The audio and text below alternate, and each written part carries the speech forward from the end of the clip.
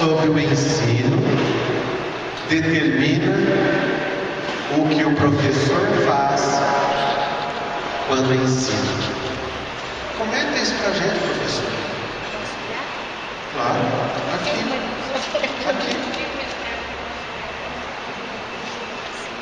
Quer ler isso?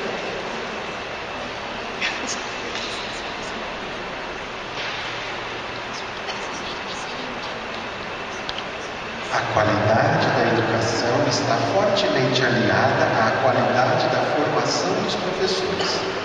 Outro fato é que o que o professor pensa sobre o ensino determina o que o professor faz quando ensina. Olha que pensamento sério, hein?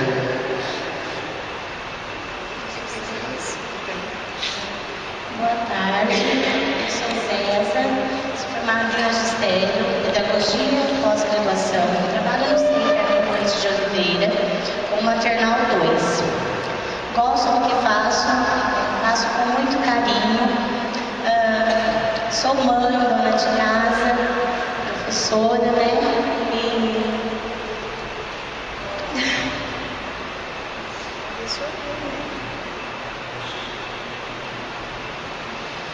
A qualidade do ensino nosso hoje, na minha opinião, né, para nós, professores, desde que a gente tenha em mãos o material correto,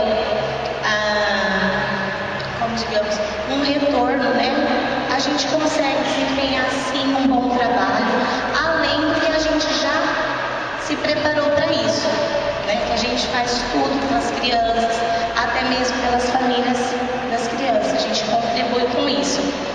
E o ensino, o que você pensa do ensino? tudo, né? Tudo. A qualidade de vida é a partir da educação. É o alicerce de todo mundo, não só das crianças, de adultos que não têm uma formação. Um diploma hoje na mão da gente é tudo. Todo mundo tira tudo da gente. Até a vida pode se tirar, mas um diploma na mão da gente ninguém tira. Se você não fosse professor, o que você queria ser? Não sei.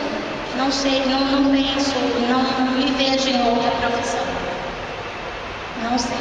Penso eu assim, se eu não desse aula para o infantil, como eu faço, seria um professor de educação artística, alguma coisa relacionada a isso, mas eu estaria dando aula.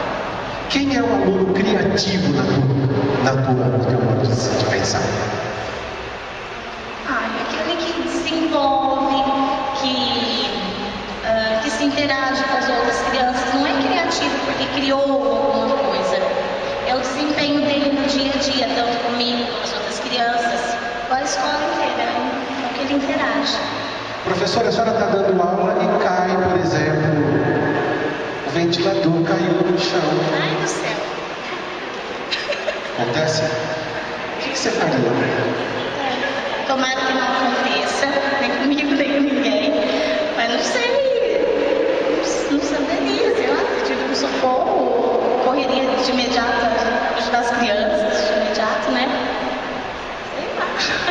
Nunca pensei nessa hipótese de cair um ventilador. Eu sou diretor da escola, não estou satisfeito com o seu trabalho, eu chego na porta e falo, professora, acaba a sua aula e depois a senhora pode ir embora. Não precisa vir mais. Eu não preciso mais dos seus serviços. Qual seria a sua reação? Em que base ela estaria fazendo isso? O porquê ela teria que me chamar, me falar o porquê primeiro, e antes disso ela teria, se eu não estivesse desempenhando bem o meu papel, ela como diretora ou uma coordenadora, ela teria que estar me auxiliando para ver qual é a minha falha, para que eu esteja me corrigindo, né? Tentando melhorar se eu estivesse com erro. Quantas vezes nós desistimos das coisas por não querermos melhorar? Por não querermos ouvir o que os outros têm a dizer ao nosso respeito, por não estarmos abertos à crítica que os outros têm e veem em nós. Quantas vezes nós camuflamos a nossa identidade profissional e os outros estão lá fora averiguando a gente, tem parte de aluno que observa o professor.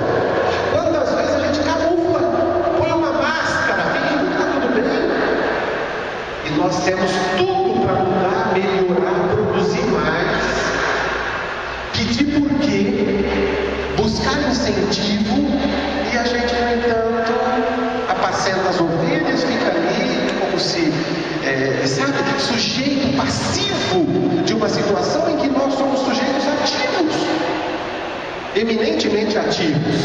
Agora, se eu penso que o ensino é ruim, as minhas aulas não poderão ser ruins, elas vão mudar esse estado de coisas, porque eu sou o que eu penso.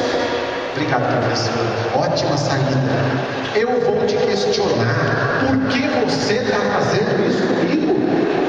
Por que você está me desvalorizando tanto? Não é? Por que você me fez essa pergunta? Onde eu trabalho? Olha a pergunta que o aluno fez para você, professor. Cadê você? Não foi para mim, não. É para a professora, sua amiga. Sim, mas eu trabalho dentro da sua casa, porque a educação começa em casa, ela é como a saúde. A educação é o que eu penso, porque eu sou o que eu penso. Agora, se eu penso que eu sou ruim, eu vou ser ruim. Se eu penso que eu sou feio, eu vou ser feio. Se eu penso que não vai dar certo, não vai dar certo. Se eu penso que meu método é esse e eu não estou aberto a novos projetos, a novos métodos, eu não vou ter resposta. Eu vou baixar a cabeça e ficar quieto e aquecer aquela ideia e achar que está tudo certo. É assim que se educa. O educador é, antes de tudo, um lutador. Ele é um guerrilheiro. Porque nós temos uma responsabilidade grande nas nossas mãos. São espíritos. Nós estamos orientando almas. E a educação da alma é a alma da educação. Não entende o que você disse?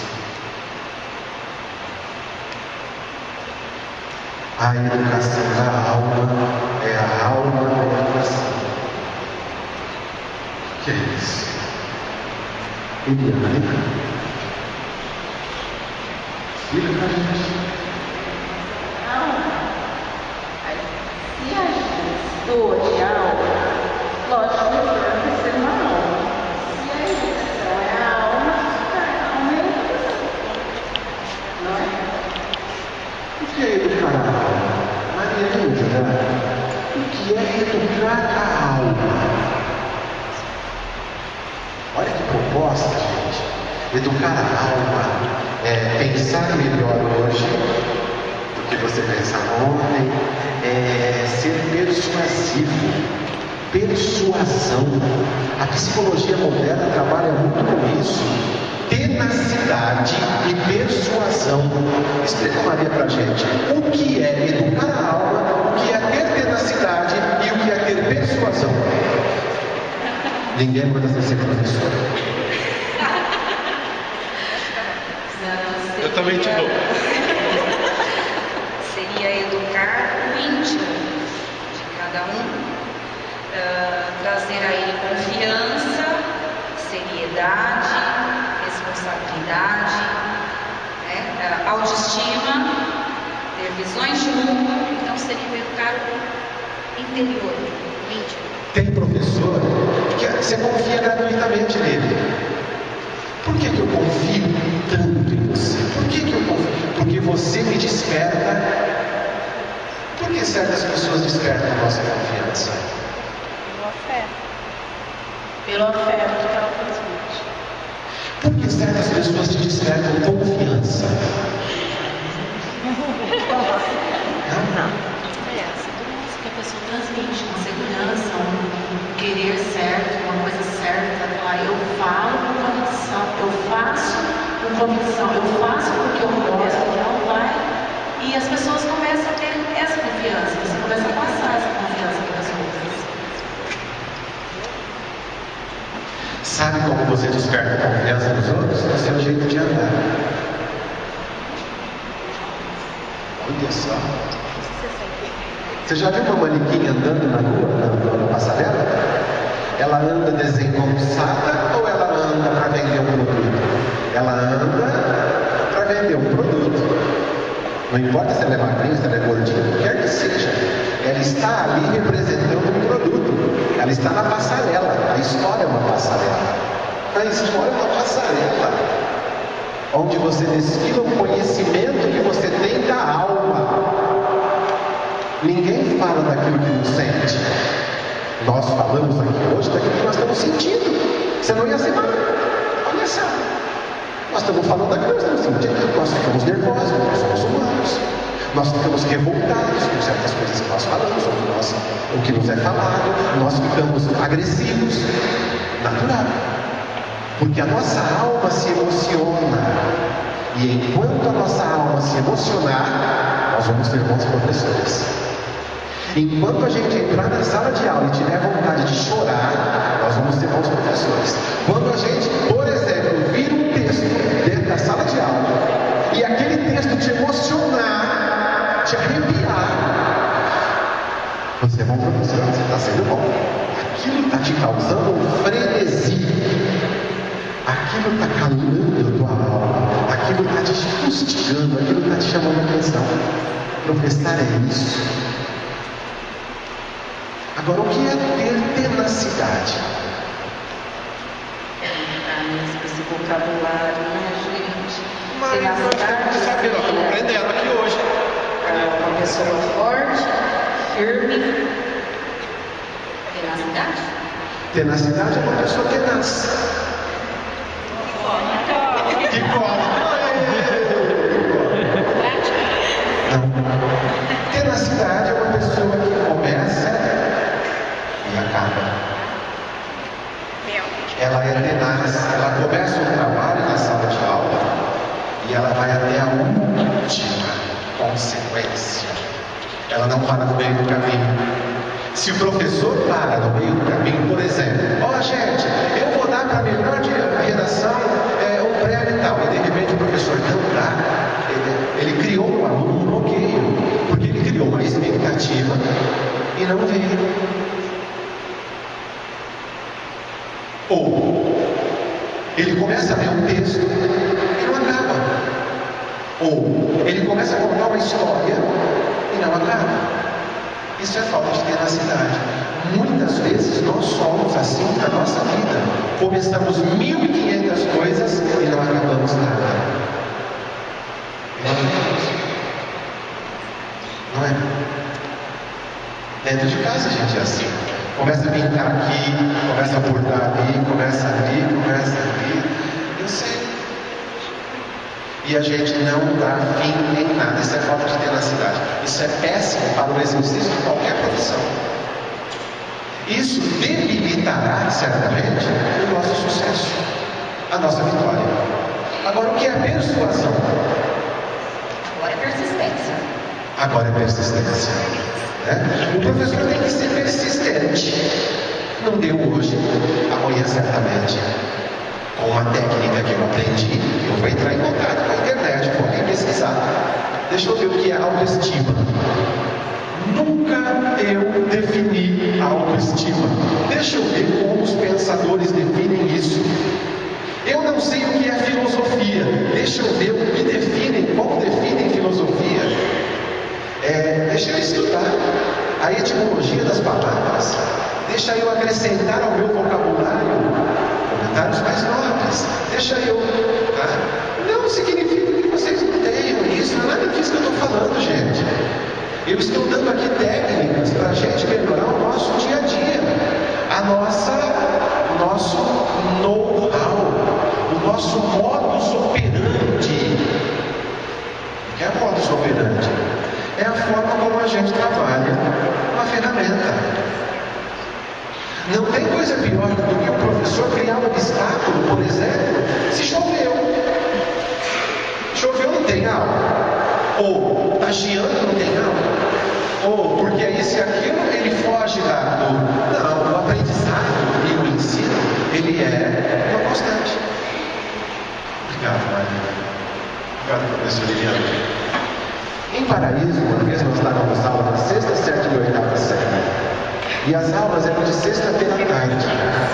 E era assim, horrível. Porque estava cansado, porque tinha muito sol lá fora, porque a gente estava desmotivado, porque não ganhava também. Enfim, mas nós tínhamos falamos agora, A gente estava péssimo, mas entrava na sala de aula, parecia que descia a volta, não sei o quê. Entrava na sala de aula, parecia que não sei o que acontecia com a gente. Se transforma, é isso, professor? É um movimento, é uma inspiração, é uma presença de Deus, é o Espírito Santo agindo, não sei o que acontece dentro da sala de aula. É um momento emocionante, mágico, lúdico, psicologicamente altruísta, é algo que não sei o que. Professor, o que nós vamos fazer hoje? Nós vamos ler debaixo daquelas árvores. Tinha lá 42, 45 alunos. Pedia licença para a direção. E a direção às vezes falava assim: professor, não acho uma boa ideia. Por quê? Não sei, professor. Eu não acho uma boa ideia. Mas por quê? Não tinha uma argumentação convincente. A gente pegava e ia. E ali debaixo da árvore nós fazíamos a leitura de alguma coisa. E os alunos então iam. E quanta coisa a gente aprendia ali debaixo da árvore. Sem contar que é magnífico. Eu me lembro de um texto da Lígia Fagundes Teles. A Lígia Fagundes Teles é para mim, uma das melhores escritoras do Brasil. Quem já leu Lígia Fagundes Teles, por favor, me ajude. Lígia Fagundes Teles. Ela escreveu Antes do Baile Verde. Ela escreveu Ciranda de Pedra. Ela escreveu As Meninas. Ela escreveu O Colar de Pérolas. Lígia Fagundes Teles. Ela escreveu Natal na Barca. Se você tem um papel aí, anota esse nome. Natal na Barca. Vai em casa, leia esse texto. Pega na internet que aparece. Nós nos lembramos do texto baixado da Lígia Fagundes Teles. Interessante isso. Falava assim: o vento trouxe de longe tantos lugares em que estivemos juntos. O sussurro das folhas das árvores quebra a monotonia do meu coração. Chamamos uma professora de ciências. Vamos dar uma debaixo da árvore. Chamamos uma professora de biologia, de física. O vento trouxe de longe todos os lugares em que estivemos juntos.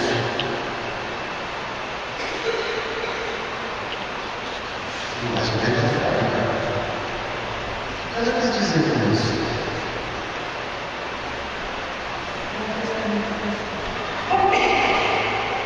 Que bom. Sincero. Hoje, o vento trouxe, assim, existe o versículo que existe o vento. Isso é persuasão.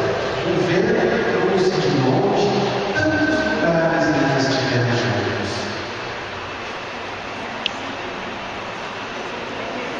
Oi?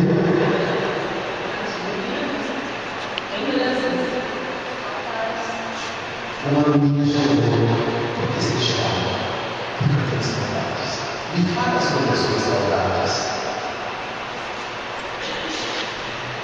Veja, a outra vai fazer uma redação lá, debaixo da árvore.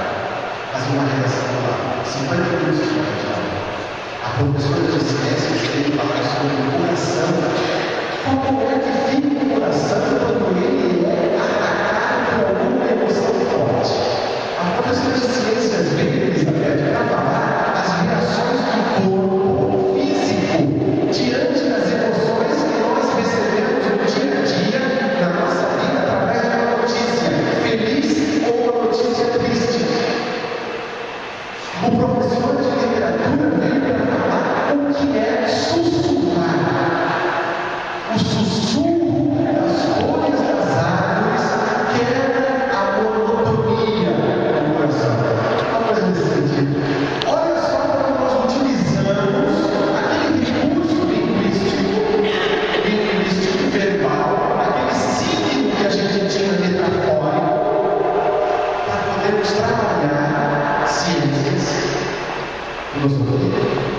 matemática, psicologia, literatura e economia. Isso é professor. Isso é da alma. Por isso que nós dissemos, a elevação da alma é a alma da elevação. Isso está na alma do professor. Ele não lê porque tem ele lê porque ele aprendeu a gostar de ler. Mas a leitura é um exercício, como tudo na nossa vida é exercício. Hoje eu vou te dar uma meia hora para ler e refletir o que eu estou lendo. Não é uma coisa assim, eu refletir e deixou assim, muito para cima. Se você não ler, eu vou ler para você.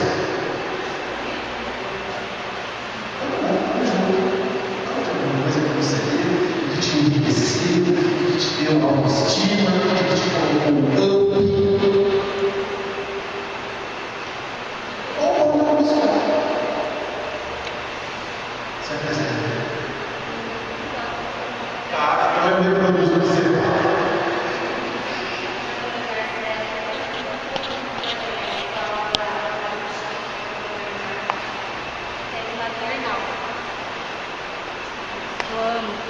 Que eu amo. Meus pequenininhos.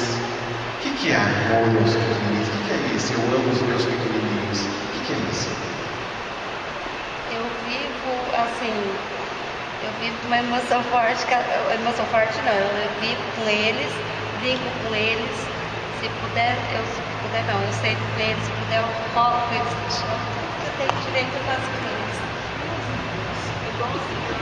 Olha, que luxo.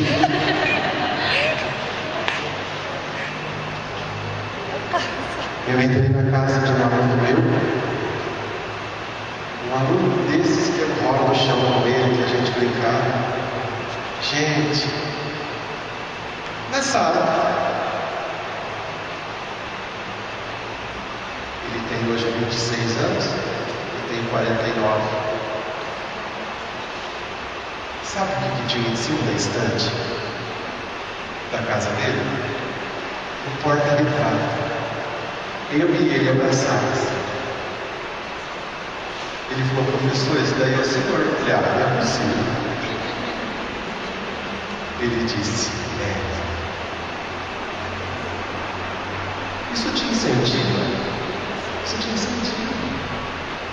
Isso te... Eu falei, por que você guarda essa foto com tanto carinho?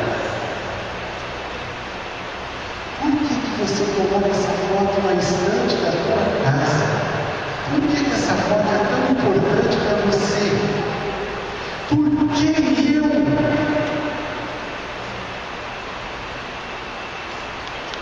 que ele respondeu?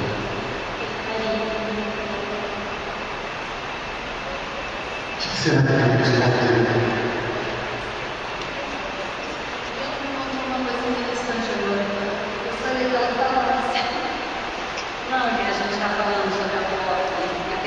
Eu dei aula há muitos anos.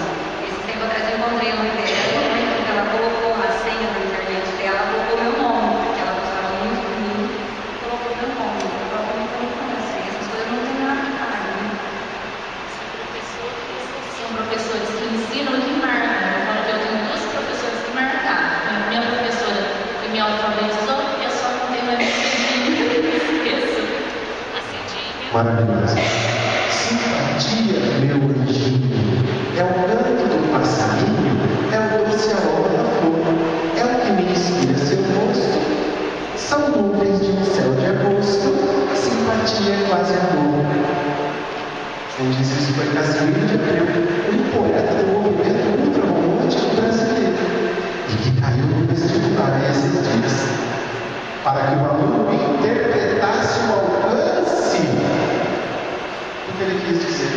Os alunos hoje leem e não sabem interpretar o que estão lendo. Tem dificuldade, isso são estatísticas confirmam que ele tem dificuldade de interpretar aquilo que ele lê. Ele é analfabeto. Ele é analfabeto. Né? E de quem é a culpa? Não é nossa. relação.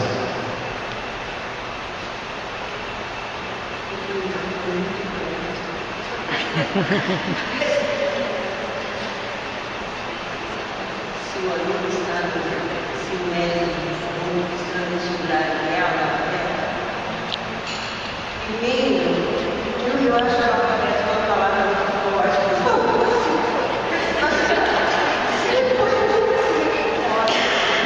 Eu acho analfabeto uma palavra muito forte para falar de uma pessoa que... Mas existe analfabetismo no Brasil? Existe, claro que existe. Então a palavra analfabeto existe. Claro. E ela é endereçada a brasileiros.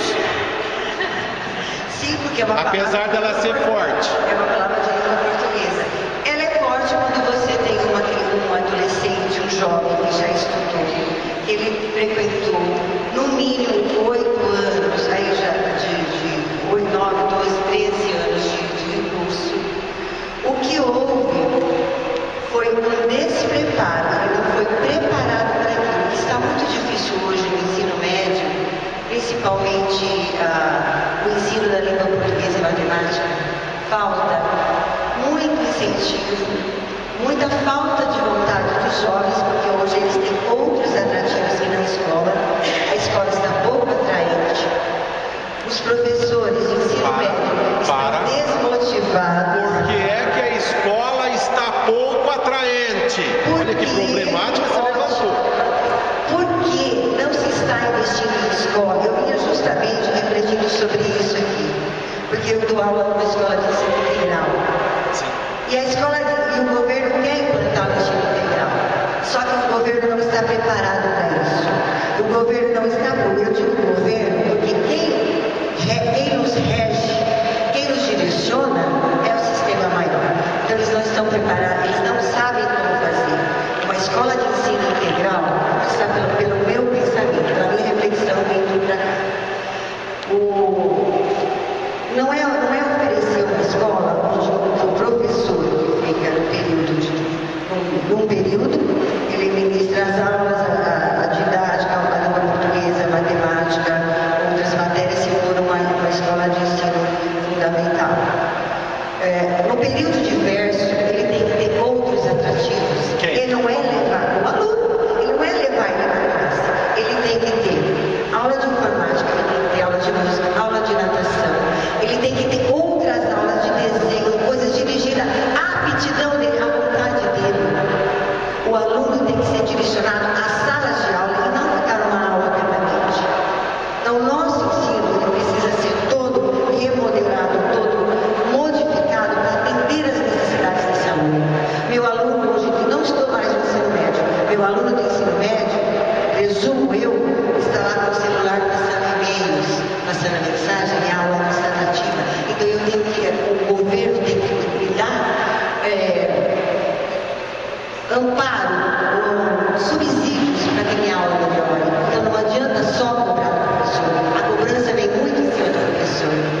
A cobrança tem que começar lá em cima, tem que começar da base, dos pais. Os pais questionando, querendo, indo atrás de um ensino melhor, os alunos tendo vontade, aí é a diferença. Então, quando o aluno chega no ensino médio, eu já dei aula, hoje estou no ensino infantil, mas eu já dei aula. Eu tive alunos, dei aula de língua portuguesa, de alunos de quinto e sexto ano que não sabiam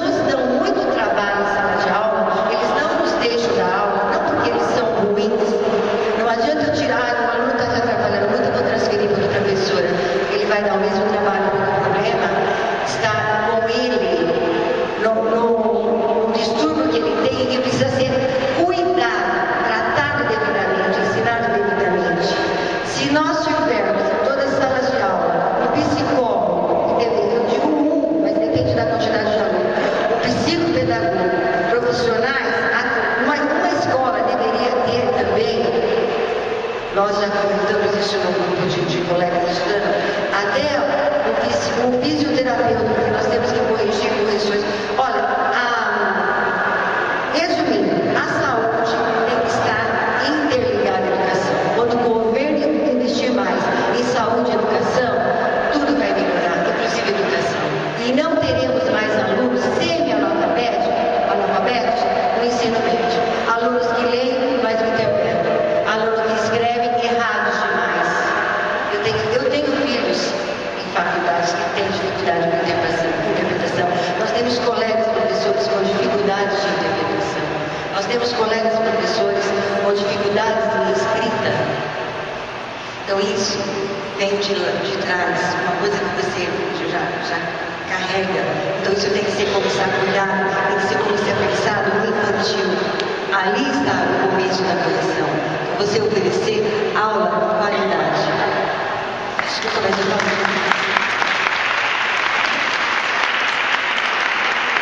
Você oferecer, ela terminou a fala dela dizendo assim, se você quiser.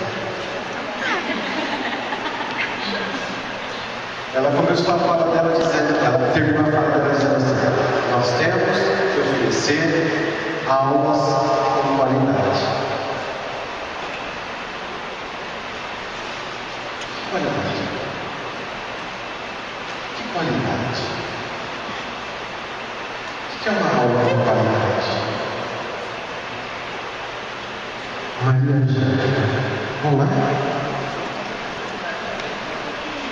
Eu acho que a aula de qualidade é aquela que você faz com amor, dedicação, sabendo o que você está fazendo, sabendo para que você está fazendo. Eu acho que a pessoa tem que se dedicar àquilo que ela está fazendo.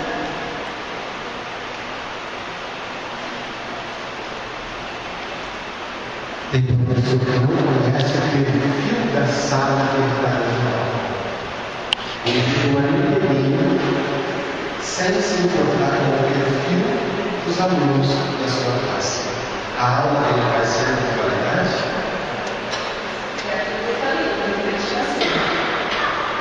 Antes de dedicar-se, você precisa conhecer quem você está ao realizar, quem você está trabalhando, quem você está formando, que tipo de ideia você está passando. Professor, vem cá.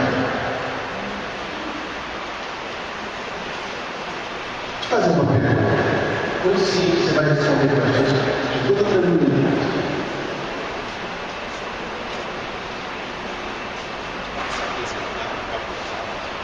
Meu nome é Solenir, sou professor de Educação Física, trabalho na rede municipal de ensino. Como todos disseram, eu tenho duas profissões, mas eu amo a Educação Física. Eu me realizo como professor. Idem. Qual é a virtude mais importante que você inculcaria no seu aluno? Honestidade.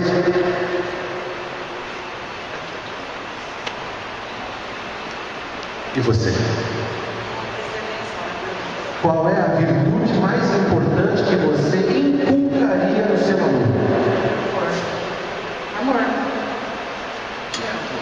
Nossa, tudo. Amor. Qual a virtude mais importante que você inculcaria no seu aluno? Caráter. Honestidade e caráter, numa pesquisa que foi feita com 18 escolas públicas do Brasil, honestidade e caráter foi o que atingiu 90%. É o que os professores, rede pública, particular e municipal e estadual, inculcariam nos seus alunos. Honestidade e caráter, seguido de justiça. Justiça. Vamos lá então, você faz favor, vem cá, vamos nos apresentar. Isso.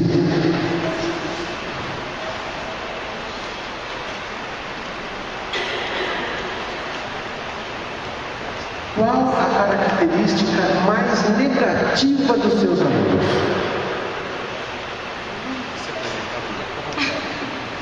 Meu nome é Bruna, trabalho com 3 anos. E a pergunta que você me fez? Qual a característica mais negativa dos seus alunos?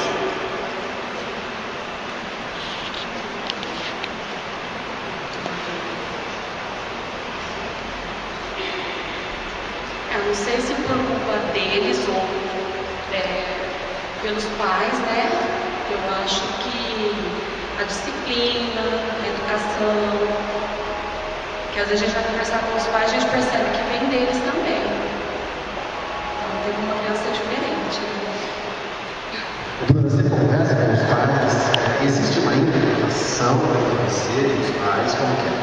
Então, na área do trabalho, do nutricionista, nós não temos muito contato com os pais, né? A não ser que tenha que passar algum recado no horário da saída, ou em reunião, né? Dos pais, que aí a gente conversa, eles vêm perguntar, a gente percebe que tem uns que se interessam, mas a maioria não. Não tem dos pais. A maioria dos pais não vem. Não. Claro que pode. Mentira. Essa semana. Mentira. Essa semana. Levante-se. Por favor. Vamos lá. Vem cá. Defenda a sua ideia. Eu acho mentira, porque essa semana, teve um aluninho meu que falou pra mãe. Mentira é uma palavra pesada, né? Tá chamando a outra de mentira. Não, a criança. A criança. A criança. Sim, a criança. Pior ainda. Que eu bati nele, né? Se bateu. Bati. Nossa. Aí a mãe foi na minha casa, foi na casa do outro aluno, foi na casa da diretora, só voltou pra delegacia. E eu não fiz isso. E ele mentiu. Mentiroso. Eles inventam muita coisa que não acontece. Aí eu falei assim, não, agora você vai contar a verdade, porque tem câmera filmando tudo. Eu bati em você? Ah, eu acho que foi aquele menino que me bateu, né? Foi você. Acontece. Muito, muito. E as mães acreditam. As mães acreditam. Hoje tá assim. Elas acreditam em tudo, mesmo que não seja verdade, né? Porque isso é uma mentira. E aí, professora, o que você fez? Eu quero saber de tudo. O que eu fiz? Primeiramente, ela me ligou, ficou 2 horas comigo no telefone, eu tenho mais o que fazer, né? Porque eu não queria ficar até que hora eu ouvindo. Falei, olha, então você procura os seus direitos. Você vai na escola amanhã e a gente resolve, porque se nós não vamos resolver por telefone, você tem na sua casa, eu tô na minha. Não, mas agora envolveu mais uma criança, porque ele está sendo espancado lá no recreio. Além de você bater nele na classe, ele está sendo espancado também lá no recreio. Eu falei, então amanhã você vai, a gente conversa com a direção e vê o que nós vamos poder fazer, né? Aí foi no outro dia, conversou, chamou o menino e tudo, e não aconteceu nada. Não era eu não estava batendo, quem batia era o amigo. Por que você acha que esse menino criou essa história de que você estava batendo nele? Eu acho que é porque eu queria afastar. Vem cá. Por que será que esse aluno inventou?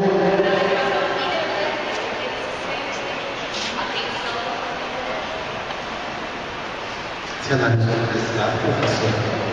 Mas eu dou atenção para ele, mesmo por pouco tempo que eu estou na sala, eu dou atenção para todos, sabe? Ele queria que a família dele... Eu sei que ele é criado pela avó, ele é um carente de pais. Eu percebi que ele estava chamando a atenção de alguma forma. Só que pensei, gente, mas por que comigo? Fazem 15 dias que eu voltei de uma licença de 4 meses e ele está fazendo isso comigo. Até na hora questionei, por que comigo? Mas depois eu fui entendendo. Então, certo. Olha como isso chamou a atenção dela. Isso marcou sua carreira. Certamente vai marcar sua carreira. Olha como isso foi importante para ela. Agora, como conviver com essa situação criada por um aluno? Olha aqui, a gente às vezes, o professor não tem essa estrutura, ele não tem sabedoria capaz de chegar a compreender essa situação. E de trabalhar, e de resolver isso daí, e de chegar ao termo disso. E então nós encontramos nos outros colegas uma resposta. Ou até no próprio psicopedagogo que a escola tenha, ou no psicólogo que a escola tenha, imperioso que a escola tenha. Fica aqui registrada essa necessidade, gente. que vocês têm de pressionar os poderes constituídos a levarem para a escola, pelo menos, atuante, que participe dessas situações. Porque elas serão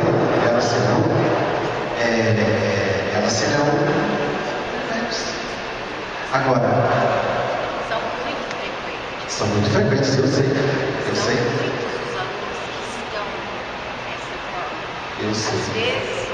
Vem cá, Eliana.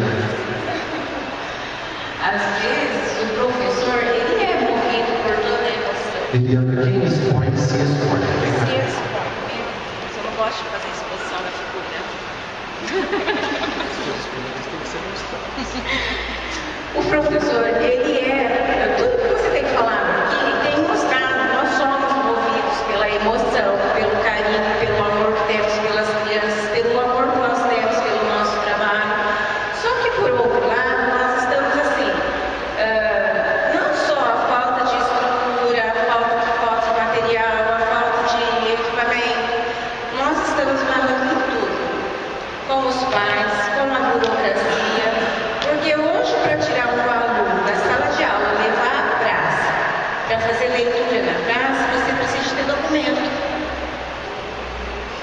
Sabe o que eu estou percebendo, gente? Nessa nossa encontro, nessa conferência, nós estamos conferindo valores aqui. Que vocês não estão tão preocupados com o salário, não.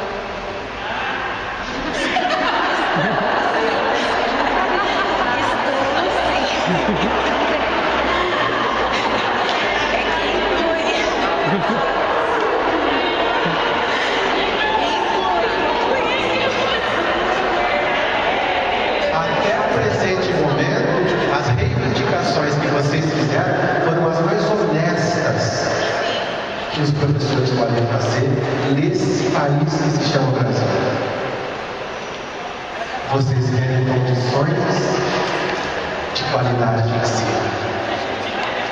Como que a gente não vai aplaudir um corpo docente desse nível? Olha, do começo da nossa conversa até agora, vocês respiraram isso. Eu quero a ajuda de um profissional competente para me ouvir. Eu quero que meu trabalho seja visto. Eu quero ser aplaudido. Eu quero ser respeitado. Eu quero ser compreendido. Eu quero ser valorizado. Eu quero ser notado. Eu quero ser grande. Eu quero ser importante. Olha o que vocês estão gritando aqui nessa reunião que se chama conferência. Uma pergunta para você agora. Faça. Se você fosse ou não fosse, se você estaria hoje, se você fosse o secretário de Educação de Palmares Paulista, Se está. um assistente secretário do seu estado, ouvindo tudo isso, até apelo, o que você faria?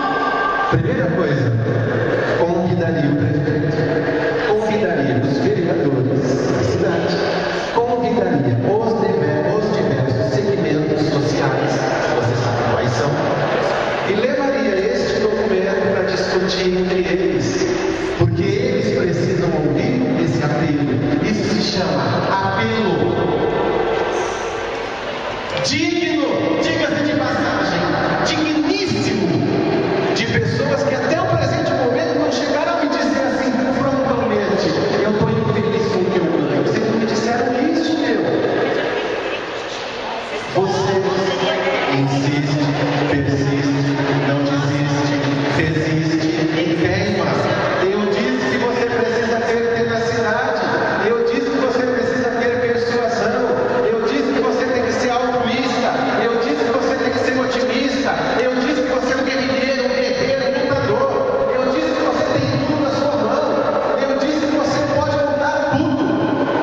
Mas chame, busque, grite, fale. Gente, batei e abrir-se e gozar. Agora, aquietar-se para uma situação desestruturada, teve professor que chegou aqui e disse que a escola dele está caindo. Esse gênero velho.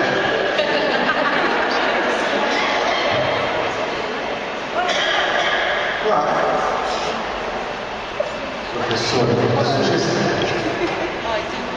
Tem outra coisa. Eu sou super amorosa. Percebe-se pelo seu sorriso. Eu sou super amorosa e teve um fato semana retrasada que eu tive uma aluna, ela é especial e eu amo, eu adoro. E sabe o que a mãe dela falou pra mim, que é funcionária da escola? Você não sabe o que a minha filha fez esta semana? Eu falei, o quê? Ela tirou a minha foto do porta-retrato com ela e colocou com a sua. Tá você e ela lá. Isso na psicologia se chama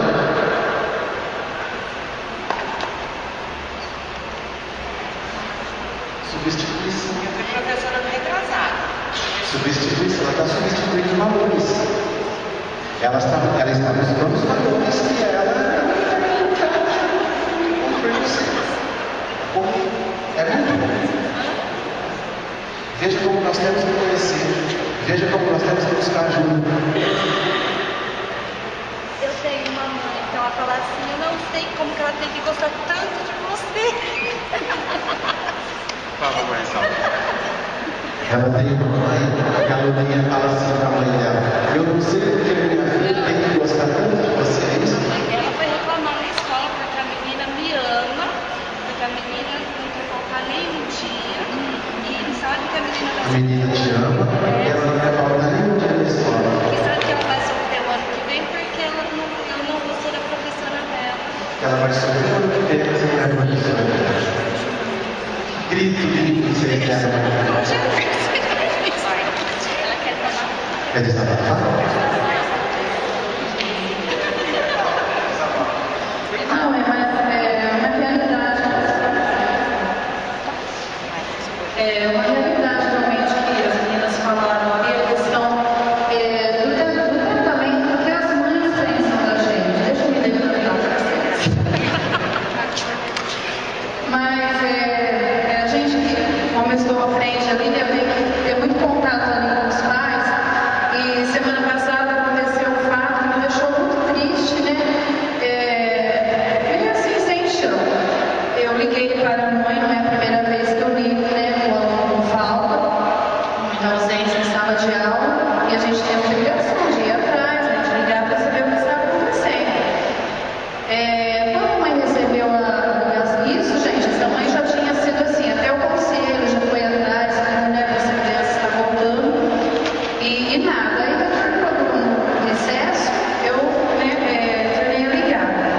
A mãe me atendeu assim, com muita falta de respeito. Ela disse assim, mas a escola de novo, eu não aguento mais a escola, eu não aguento mais o conselho, vocês só ficam ligando, eu já estou cheia, ela falando com essas palavras. Vocês, da escola, nem o conselho não dá remédio, nem comida para o meu filho. E tem mais uma coisa, gente, com perdão da palavra, mas ela disse assim no final, eu não vou levar meu filho para essa bosta dessa escola. Então olha a palavra que ela usou, né, para a escola. É muito triste isso, né, eu continuei a conversa com ela, olha mãe, na minha opinião, a senhora está errada sobre o modo como a senhora pensa no conselho da escola, mas eu estou fazendo aqui a minha função, né, como educadora, como coordenadora dessa escola, de estar conversando com a senhora traga seu filho para a escola, porque ela está aprendendo. Então não pense, né, no tudo que eu disse. Eu vou pensar coisa nenhuma, você foi desligou. Então na hora que ela desligou, eu me senti assim, mas tão mal, tão triste. Falei, gente, cadê a nossa valorização? Até os pais, eles têm uma ideia tão errônea a respeito da gente. Nós precisamos resgatar essa importância nossa. Nós saímos de casa, nós deixamos filhos, nós estudamos, todos trabalham, né? Mas a gente se esforça, se a gente está dentro de uma escola, a gente quer o melhor para todos. Eu acho que ninguém sai de casa e vai lá na escola matar um aluno. Não é verdade? Então eu acho que e a função social da escola? A gente está perdendo a função social, né? Porque os pais acham que a gente tem que dar roupa, comida, remédio. A coisa está bem lá atrás. Nós estamos um pouco alimentando essa criança. Nós também somos responsáveis. A gente começa HTC da escola. Me fala uma coisa, a HTC da sua escola é legal? Vou ser sincera, não muito. Sinceridade. O quê? Nenhuma escola, né?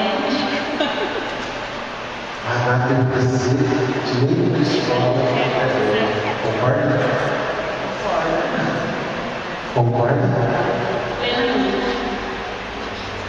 Você concorda? Às vezes, muitas coisas que ocorreu na semana, né? Concordo plenamente. Eu achava, do meu ponto de vista, eu achava que a HTC, ela deveria ter mais a função de estar preparando, quando o assunto surgiu, buscar papéis, formas e meios de estar trabalhando em determinadas situações, como usando psicólogos, pensadores, tem vídeos, tem filmes que podem ser passados para poder estar orientando. Eu achava que a catequese devia ser mais em torno de uma coisa mais recreativa e não tão assim em cima de papel, ler, passar regras e ordens, né? Então está se tornando assim meio que você já vai para a catequese, nossa, tem isso hoje. Eu achava assim, que deveria ter momentos de recreação ou para o professor. Não é assim que o aluno se sente. Isso. Eu acho que hoje nas HTCs tem que ter a recreação. Só que surge durante a semana como surgiu os problemas. E uma coordenação, uma direção, juntamente com o professor, até ele chegar, vai vir, e você tem que estar dentro da lei para você tomar qualquer situação, você se tornar responsável, fazer, né? Porque mesmo se você der suspensão hoje para uma criança, não é correto. Você está tirando ela de dentro da escola e colocando na rua se ela não tiver uma pessoa para cuidar dela naquele período. Então, A sua escola tem regimento interno? tem. Você conhece o regimento interno da escola? Algo assim. A lei de diretrizes e bases já foi discutida em HTC? Perdão, você disse. Não, muito difícil. Mas eu acho que todo mundo assim, eu principalmente, é o momento que você toma todos os professores, você questiona o que está acontecendo em cada sala de aula, você expõe para a diretora o que passou na semana, o que houve um dia atrás. Então, eu não acho todo mundo assim. HTC. HTC, eu acho assim, no meu ponto de vista, tinha que ser mais para trabalhar mesmo o pedagógico da escola, mas infelizmente não dá hoje para a gente trabalhar só o pedagógico. Até tem professor também que não está preparado para assim, porque se você passa alguns textos, vai trabalhar com autor, você passou 3 textos e o professor acha que é muito para ler. Nem o professor está preparado. Olha o que ela disse, Maria. Você passou 3 textos, o professor já acha que ela está falando, sou eu, hein? Você passa 3 textos, o professor já acha que você está certo. Mas tem professor assim, você está lá numa gazeta, o professor está assim, você sabe? Não está prestando atenção no que você está falando. Depois reclama. Depois reclama. Quando não conversa. Teria que ser bem melhor aproveitar as organizações assim. E a gente se aprender melhor, entender o plano de carreira que a gente mal não conhece, o próprio PTB da escola também, alguns professores sabiam que deveria ser mais fácil. A construção crítica do conhecimento passa pela construção das capacidades emocionais. Escute isso. A construção crítica do conhecimento passa pela construção das capacidades emocionais.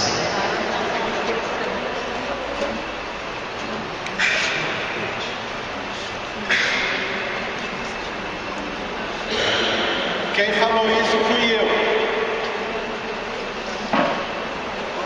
A construção crítica do conhecimento passa pela capacidade das construções emocionais.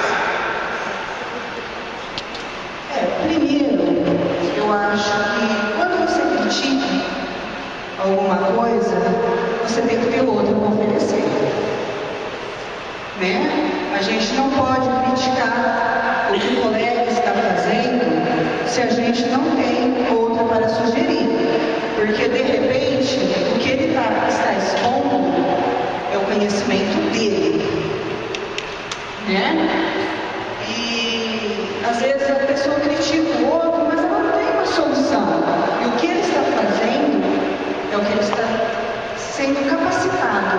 Não que ele seja incapaz, gente. É o máximo dele. Capacidade, como você disse, capacidade está aliada com conhecimento. E é o que nós devemos buscar. Né? E desculpa falar, eu já estou há tempos ali querendo falar um pouco. Ela está me olhando assim de soslaio. Porque quando você disse da maior virtude, a maior virtude é bíblica, é o amor. Tá? Se a gente tiver amor, a gente não precisa de mais nada, gente. Porque se você ama, você respeita. Você é companheiro. Tá? E quando eu disse para você que eu comecei a trabalhar muito nova numa grande empresa e eu vi muita coisa, o que eu não vejo na educação é respeito. Tá? E respeito com todos. Tá? Quando você coloca o aluno problemático, você coloca o professor. O professor não tem capacidade para controlar aquele aluno, para controlar a sala de aula. Gente, cada um tem a sua participação. Começa lá na família. Hoje, às vezes, a gente quer pegar o problema que é da família. Gente, nós temos que trabalhar como professor. Existe o secretário da educação, o supervisor, o diretor, o coordenador e o professor.